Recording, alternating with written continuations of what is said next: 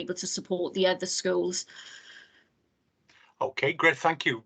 Robert, you've got your hand up. Yeah, I just wanted to thank Pam for giving us such a comprehensive overview, because I think, you know, what we have in Swansea is a well-established service, and it is clear with the connections that are required to deliver the service. So I think, you know, very grateful for giving us the presentation this afternoon.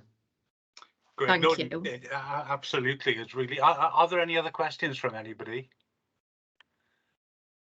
No hands up. Thank you, Pam, because a really important and difficult subject, actually.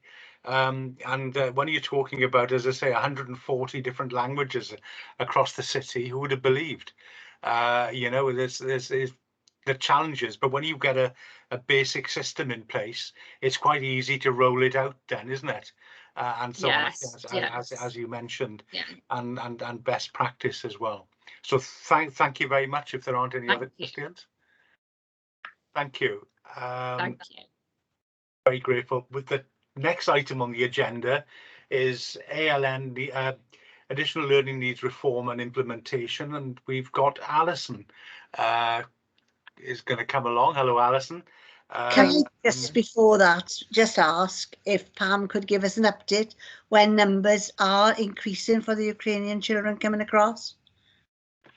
Yes, sure, absolutely. If you could just drop us an email or something, you know, drop the team, because I think everybody would be interested, and that they are obviously, yeah, we'll make sure that they're welcomed and well looked after.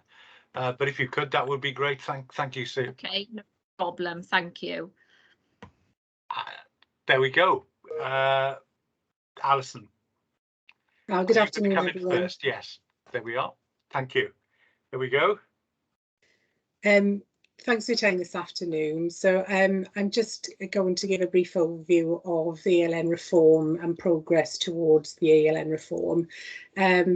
As you're aware, the Additional Learning Needs and Inclusion team provides a statutory service which has been prescribed by the Education Act and the SEN Code of Practice 2002. In September 2021, we had additional legislation that we are now governed by, and that is the Additional Learning Needs Education Tribunal Act 2018 and the subsequent ALN Code, which was published in 2021. Sorry, Robert, I can see your hand.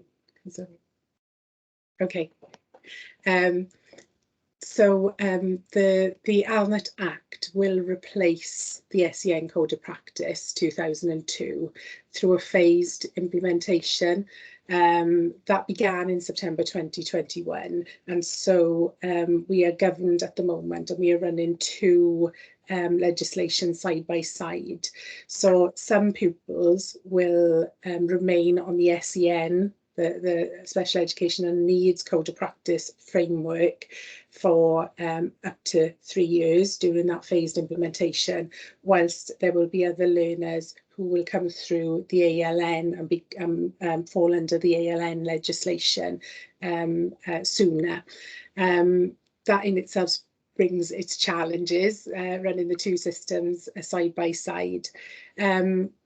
The implementation phase is governed by Welsh Government guidance, and we are very much driven by that the commencement orders issued by Welsh Government on which year groups will and will not be included in the new legislation, and when they become part of the new legislation. So the ALNET Act aims to improve the planning and delivery of support for learners from 0 to 25. So it extends the age range from 3 to 19 to 0 to 25 of learners with additional learning needs.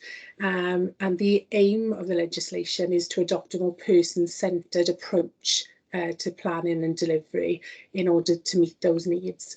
So in addition to the statutory functions of the team, we also provide support and training to earlier setting schools, further education institutions, so that we can ensure that the needs of learners with additional learning needs are met at the earliest opportunity.